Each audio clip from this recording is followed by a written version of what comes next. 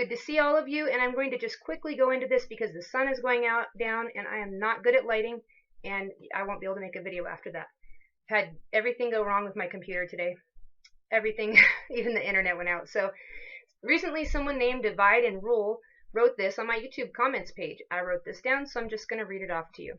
Do you think AltMedia Alex Jones has helped fuel the right, and that the mainstream media has helped fuel the left? Lots of rioting from both sides. You can start to see a coup d'etat unfolding.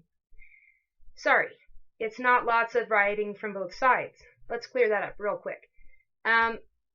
There are some protesters who are using what they call a black bloc tactic of protesting, where they're violent, they wear black, they cover their faces, they cover up their clothes so that they can't be identified after they've committed their crimes, and they have been infiltrating the leftist side of these protests. So, we're going to go into that real quick.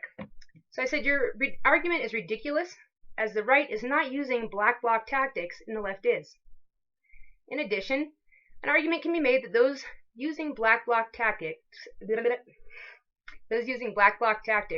are hijacking the protests from the more idealistic, peaceful protesters on the left, as well as endangering all parties involved. The first thing people should know is that the leftist protesters at Berkeley wearing black are utilizing a violent, anonymous tactic called black bloc. Secondly, you should know what black bloc is not. These are not the people wearing black protesting. These are not the socially conscious, peace and love liberals that we all know. We all know some hippie. Someone, come on, there's some good people on that side. This is not who we're dealing with. We're not even dealing with the conscientious punk rockers from my generation. This is not the same thing at all. So it's been shown that black bloc tactics drive out organic, peaceful protesters due to fears of violence. Like, for instance, when these same people use the black bloc tactic on the Wall Street, Occupy Wall Street movement, it literally scared the real protesters off. So, as Dan Mogul, spokesman for U.C Berkeley, put it, they didn't come to lock arms and sing Kumbaya. No, they didn't. Now, they came out with a self-stated intent of assaulting other people and destroying property under the cover of anonymity. If you watch the video footage of the recent Berkeley riots, you'll notice that those who are dressed in black, they isolate their victim, pulling them behind the protest lines, then they converge on them like a group of jackals, and they start to boot party them while one person's down. In the meantime, they have the protesters in the front maintain the line so that the victim is separated and completely cut off from any help or visibility. So the people that they're with cannot see that this person's back behind the lines getting the shit beat out of them. This is acts of cowardice. Okay, so they dress in black layered civilian clothes so they can commit assault and then leave the scene of the crime unnoticed. Once they've slipped off their black sweater, almost instantly without the hoodie, mask, and black clothes, you cannot tell them apart from any other person in the crowd. At one of the recent riots, police only managed to arrest one person involved in black bloc who had participated in the assaults. So I'm going to play some video footage of how this black bloc tactic works so that you can see it for yourself. Okay, as you start in the beginning of this video, you see the people dressed in black. Now watch what they're doing in the lower left hand. See that little brown-haired girl is even coming in there to kick in on the boot party? They're literally pulling people from the other side, what you might call the alt-right side, out and pulling them back into the crowd and beating the snot out of them behind the lines, while people in the front maintain cover so that the people who are getting separated from their group and having the shit kicked out of them can't be found by their compatriots there. If you watch this, you'll see what I'm talking about. See how they pull the person, people in black are like predators, they pull the person off to the side and beat the snot out of them, while the people in the front run interference for them. If this, I tell my boys, don't ever date a girl like that. Someone who likes to go into a boot party.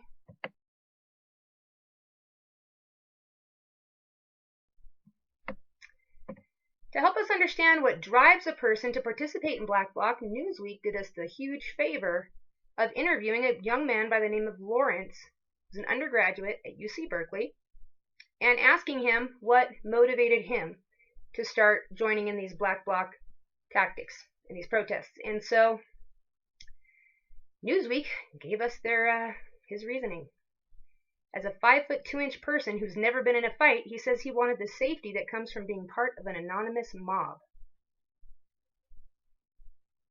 Okay. That's just cowardice. Somebody's daddy needed to take them out. Well, somebody needed to get a whooping when they were younger, but somebody needed to get in some real fights at school. It is ridiculous. So, what Lawrence wants is permission to be a coward.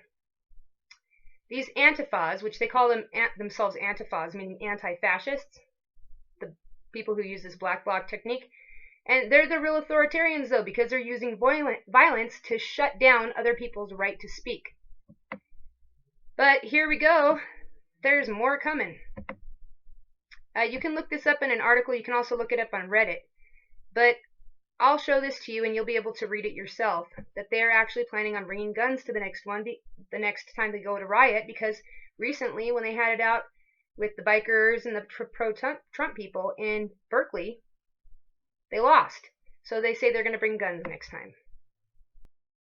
Okay, so here we are. This is from the Reddit thread that these people participating in Black Bloc were posting on and talking about, their recent defeat by the bikers for Trump.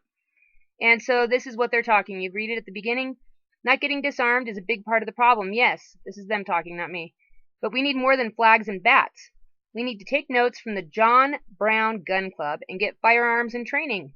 I know getting firearms in states and cities we have a presence in is usually a hassle, but even handguns would help. It would certainly put a psychological element while holding fash back. Who do you think a fascist is more afraid of? People with only flags and bats, or people with flags, bats, and guns?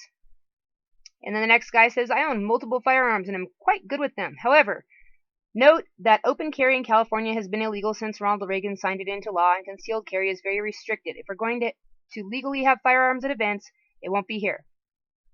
Okay, so somebody writes down at the bottom, you can see somebody joined in their thread and says, isn't using violence to silence opposing voices a form of fascism? And they say, oh no, not this shit again. Why? Because, somebody's using logic, apparently. That is a problem for them. So there you go. I will leave the link so that you can read the thread yourself at the bottom of the video. Okay, these are instructions taken directly from a website called CrimeThink that is used to instruct people in how to do black bloc assaults, okay? Here's the instructions. When everyone in a group looks the same, it is difficult for the police or others to tell who did what. Most criminal activities are better carried off in a less obvious manner. Of course, but there are those situations in which it is necessary to step outside the limits in public, meaning if you're going to break law in public, they tell you how to do it. Okay, so like I said, they put on the black clothes, they wear layers so that after once they pull their hoods over their faces, it's on. Right? They're going to isolate someone and they're all going to boot party on them.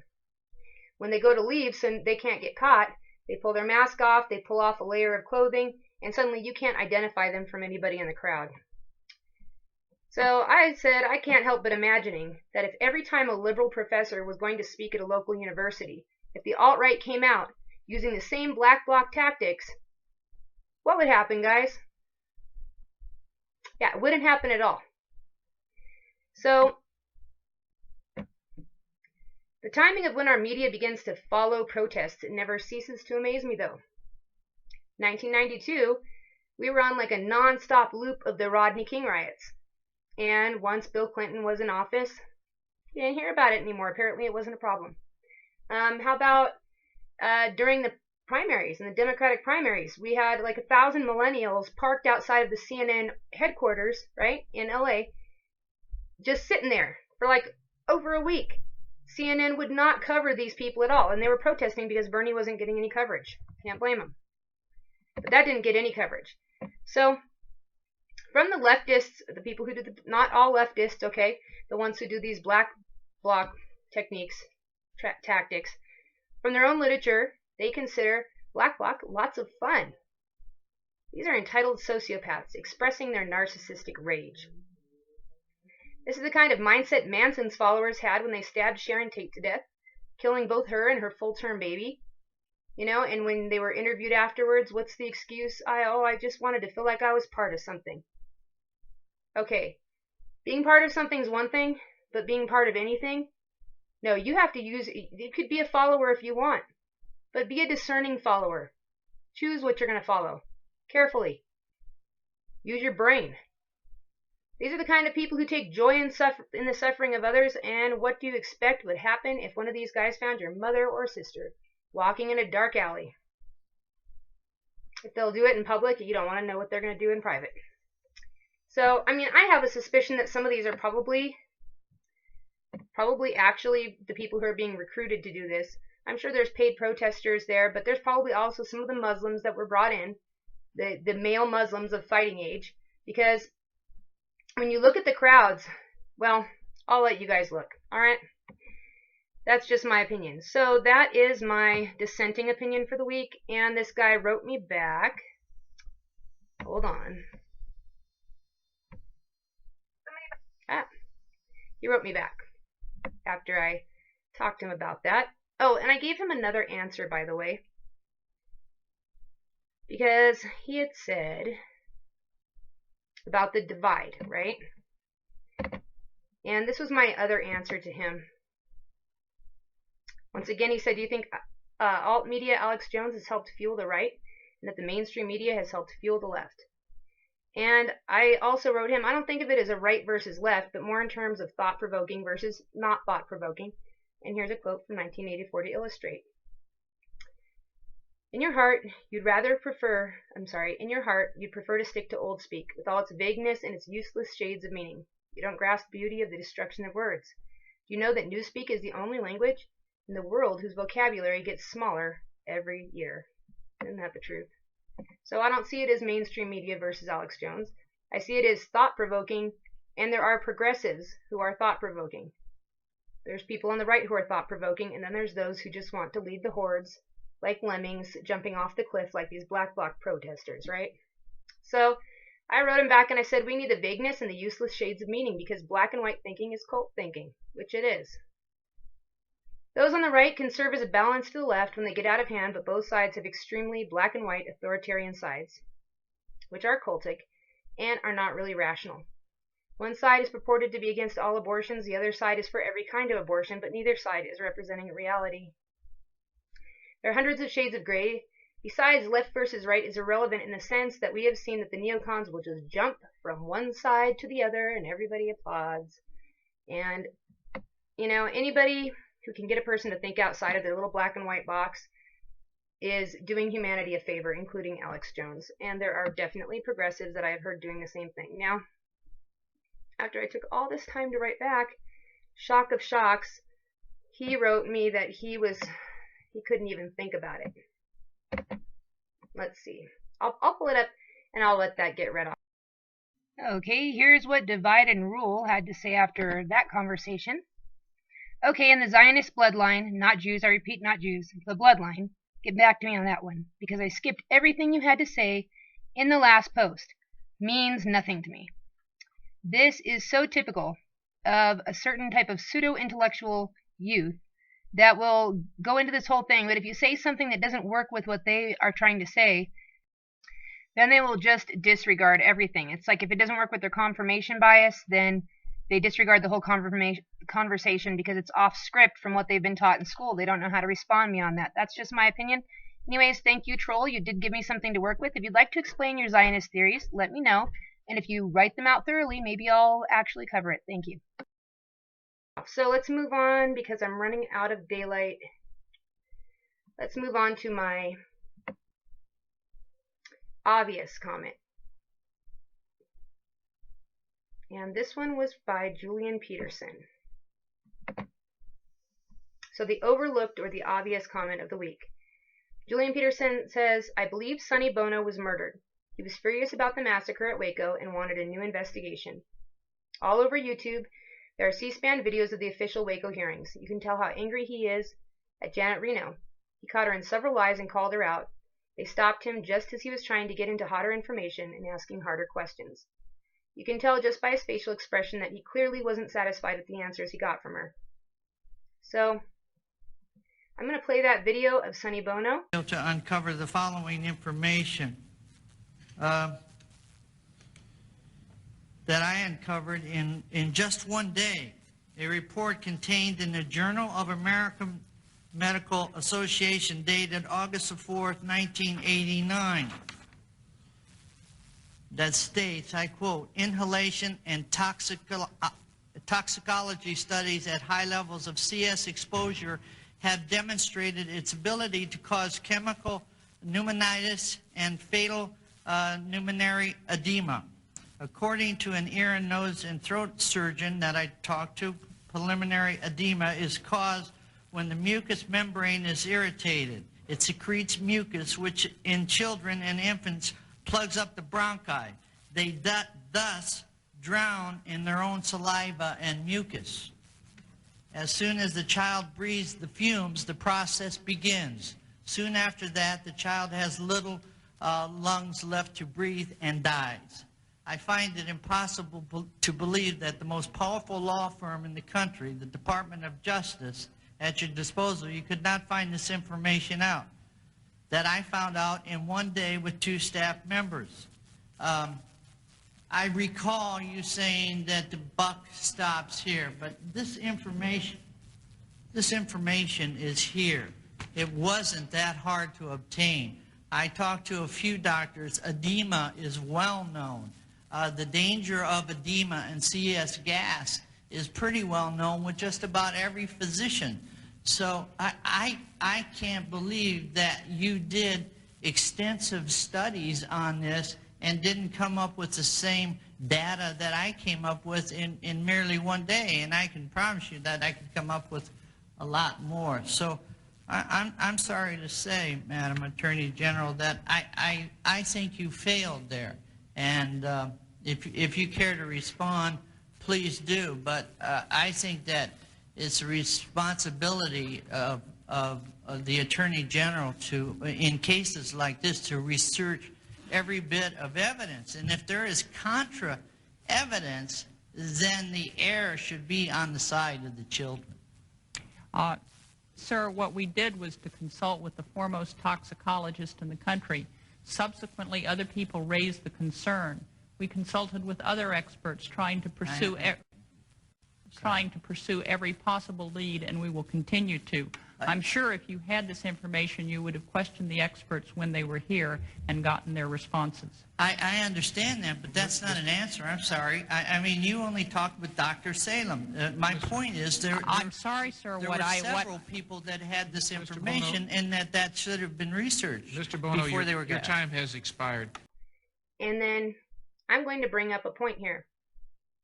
Our own country used chemical weapons against the children and the women and the men in Waco, killed at least 76 people, 2 of whom were pregnant women, and 21 children. And they died a horrible, hideous death, and nobody disputes that it was our government, who used chemical weapons against the people in Waco. And, you know, does that give, how different is that from what just happened in Syria? I don't believe it was Assad who did it, but regardless, I guess that gives Russia the right to come over here and bomb us because we do chemical attacks on our people, right? This is all stupidity. This is an overlooked side of things. And yeah, I was looking at it, and it looks like Sonny Bono probably was murdered. But irrelevant, although the timing of it is very suspicious, when you listen to the Sonny Bono tapes, you realize that these kids died a horrible death from a chemical attack. Our country. How different is that from what happened in Syria? So when I hear John McCain's daughter going on this tangent on Fox News about how we can't have any kind of alliance with Russia because to do that would mean that we're aligning with Assad and the hideous, horrible thing he did to his kids, that is still in question that he even did it. But regardless, you know, why should Russia then join with us, Mrs. McCain? Because what? We do this to our own people. If you're so disgusted with it, why don't you talk about the stuff we do a little bit here? Now, the last comment that I'm going to give is this one. This was a conversation, and this is because I was looking for the redonkulous comment of the week, and I guess I just, the repugnant one, because this is repugnant, and it's true, and I wrote this. I was writing to Julian Peterson. We were having a conversation about surveillance and how they surveil us. And I wrote, I would add that it's safe to assume that everything you write online is archived somewhere. Also, text and a fair portion of your phone messages are going to be archived. if you're reasonably well-spoken, driven, intelligent, and have any leanings towards leadership. They may never actually mean to take any of these recordings to court. That would, if utilized frequently as a tactic, garner too much publicity and bring up the question of the legalities as to how they arrived at years of your correspondence. It would still be useful information to them, though, because they could blackmail you with it, or in the very least, you could have this kind of scenario. And so I explain a scenario where you join the military, you do very well, and maybe it would be good to promote you, right? And give you some security clearance. And they're going to look over all the years of correspondence, not just for the content, but how you think, right? And so then we go on to talk about this. There's really no getting out of it because there's stylometry software. This is why the secrets from the dark web recently were the weird grammar of the guy, where he's, a lot of missing words. That's most likely a scrambling thing that they do to make it so that stylometry software can't locate who you are, who wrote it. And they can identify you out of a group of authors. So I always assume our technology is 50 years ahead of what we personally have, or at least 20, but I have my own opinions there. But still, okay, so stylometry software will detect you, and they'll find you eventually. So I wrote him as I see it. The answer is to be like the Hydra. If they're going to monitor everything that we say and everything that we write, then anybody who has the ability to post a blog or have a cheesy little YouTube channel like mine